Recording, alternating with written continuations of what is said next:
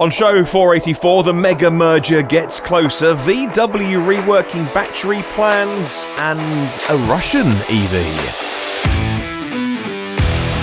Those stories and more on today's podcast. Well, good morning, good afternoon, or good evening. In fact, wherever you are in the world, welcome to EV News Daily for Monday, the 27th of May. Currently enjoying a spring bank holiday here in the UK right now. At least I know it's a bank holiday in England. I'm not sure about Scotland. Are you off as well today?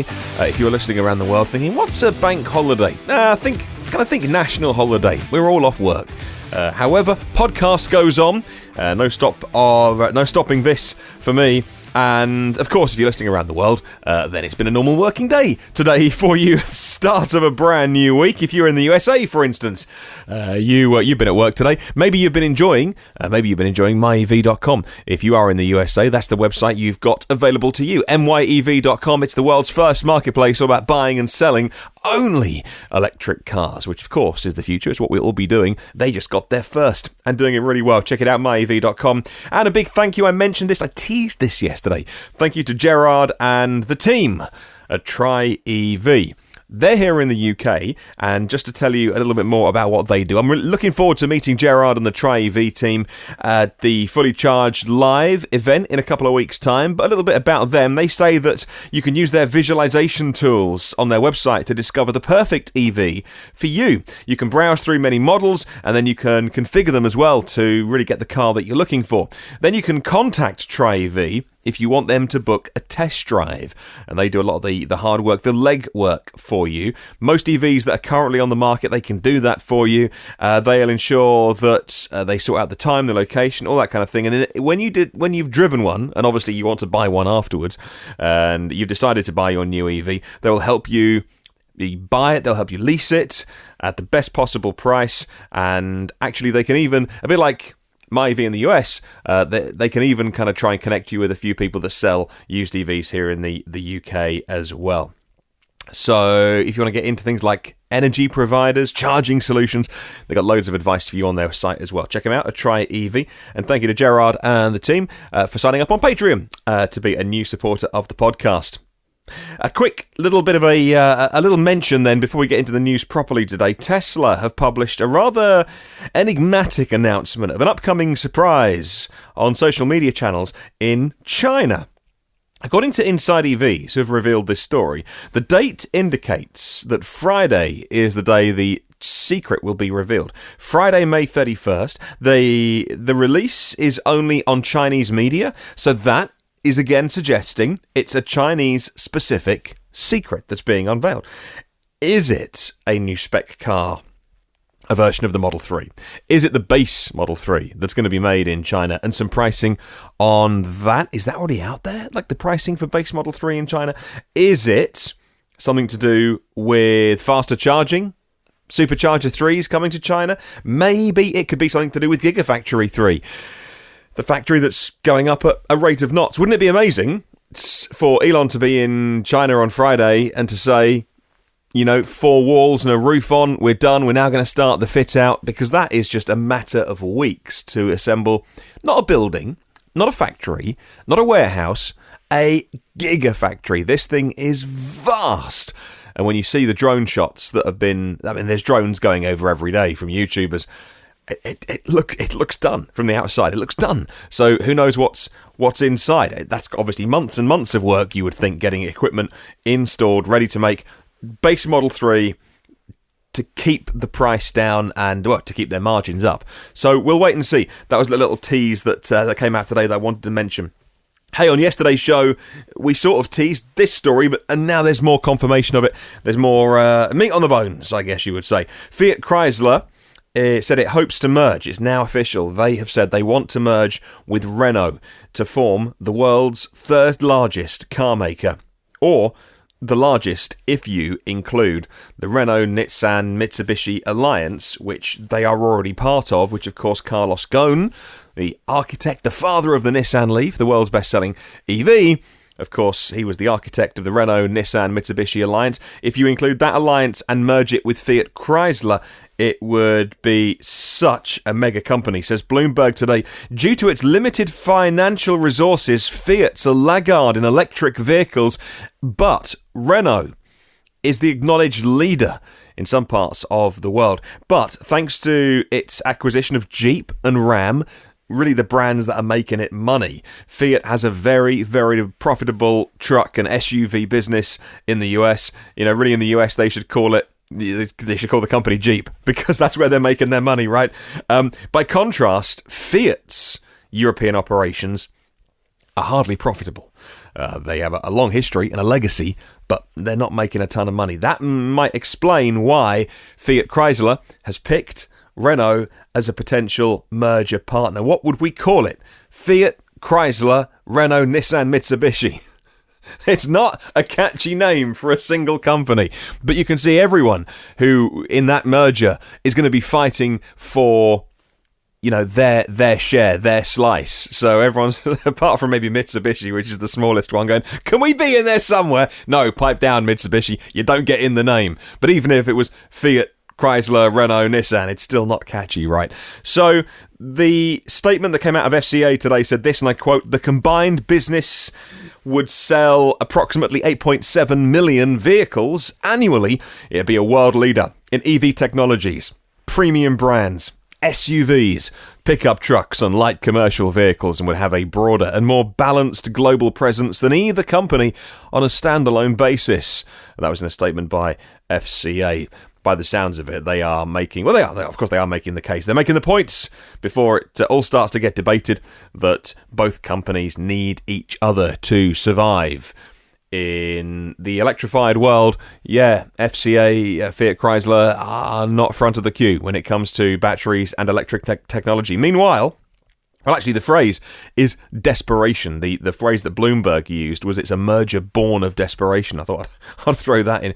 Meanwhile, by the way, Green Car Reports writes that FCA's interest in the deal could include Renault's significant investments in EV development, which Fiat Chrysler are lagging. Under the former CEO, Carlos Ghosn, Renault really quickly adopted electrification, and it's become Europe's largest EV manufacturer by sales. By contrast, FCA's vehicle portfolio has recently focused on really big, heavy vehicles with that's unfair, with little electrification and no clear timetable ready for their deployment in markets where EVs are increasingly becoming mandatory. In Europe alone, Fiat Chrysler's paid hundreds of millions for emissions credits to offset their big thirsty vehicle lineup, and it could go into the billions that they're paying Tesla in order to pool their cars and avoid Fiat Chrysler getting fines when that comes in.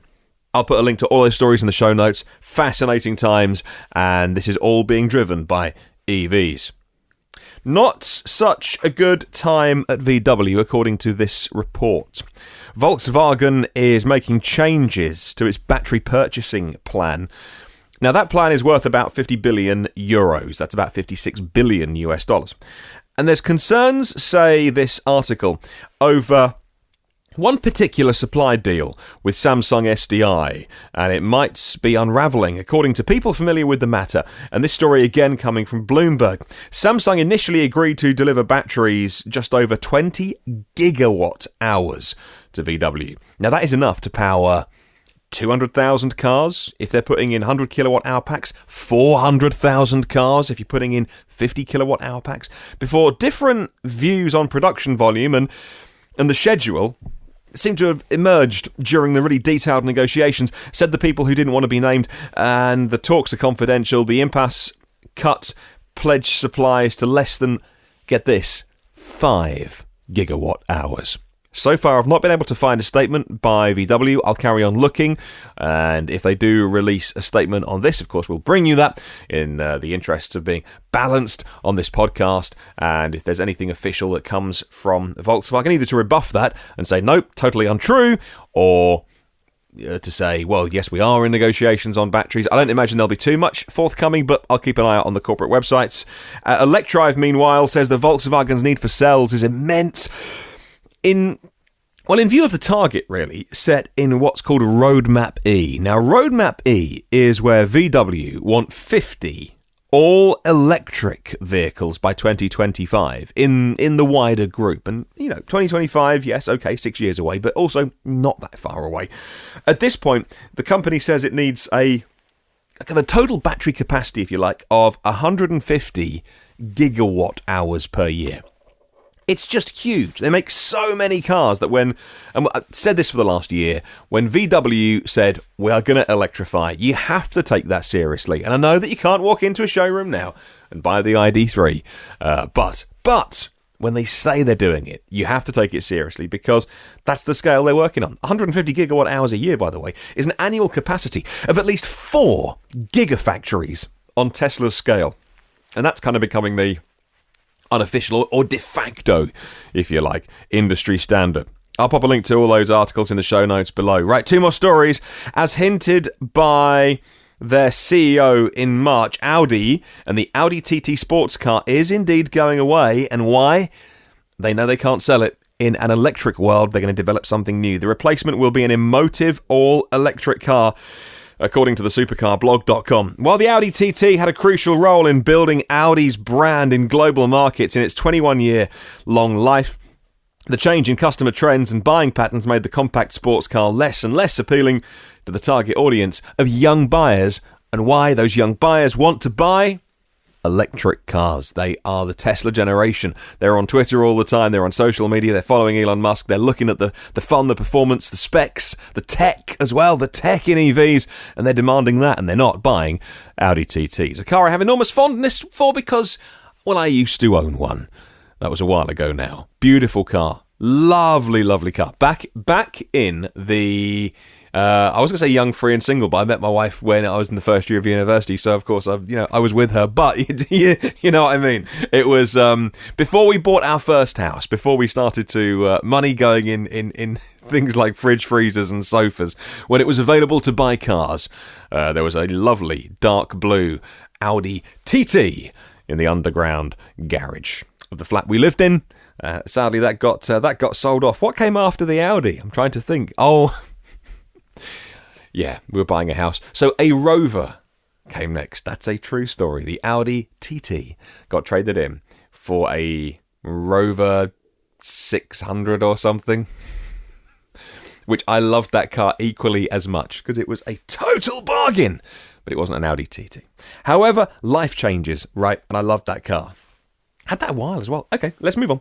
Engineers in Russia are talking EVs. And I must admit, when we talk about EVs, the US and Europe and China, we don't tend to talk about Russia too much. But engineers from the Novosibirsk State Technical University, hope I did justice to Novosibirsk there, will develop a power unit for an electric car that is based on the Russian-made sports car Marussia, according to TWS.com. The work is going to take a year and a half. In the process, the internal combustion engine, the way they're going to do it is not develop a whole new car, but take out the combustion engine, replace it with what they say is a very energy-efficient power unit. The lithium-ion battery packs are going to be fixed on the car, and the control systems as well. The general director of Spectre, the company that's doing this, Andrei Bratankov, said that 6 Marussia cars have now been delivered. I guess these are prototypes. They've delivered the first 6 cars to Novosibirsk. I'll pop a link to TWS in the show notes as Russia gets in on the act of electric cars. Okay, let's talk about our question of the week this week. It's one to get your brain ticking over. Thanks to myev.com, setting our question of the week. Keep your comments coming in on email and YouTube. What would your dream job in the EV industry be, and why? What would your dream job? You could wave a magic wand. What would your dream job in the EV industry be, and why? You can email me, hello@evnewsdaily.com, if you want to send an email to me personally. Right, time for the empty bit. Well, thank you very much to 216 patrons now that we add Gerard and the Tri-EV team to the list. Gerard has made us 216. The patrons keep me going. Thank you very much for your continued support. If, by the way, you've come to the end Maybe you're thinking, I'm going to support it for a couple of months, other creators, or blah, blah, blah, blah. You get charged at the end of the month. So that's 2-3 days away. So just a reminder, if you wanted to cancel that, then it's totally optional. I'll make the podcast whatever, as long as we can. And thank you very much for your continued support on Patreon. If you do, but a reminder, we're getting to the end. We're getting towards billing day in a couple of days' time. Thank you as always to our premium partners, Phil Roberts of Electric Future and Brad Crosby as well. Thank you so much. If you want to get any previous show, you can. 483 of them online, but get the new ones first and free and automatically by hitting subscribe. And if you leave a little review for me online, that'd be amazing. Catch up on the socials by searching EV News Daily. Have a wonderful day. I'll catch you tomorrow. And remember, there is no such thing as a self-charging hybrid.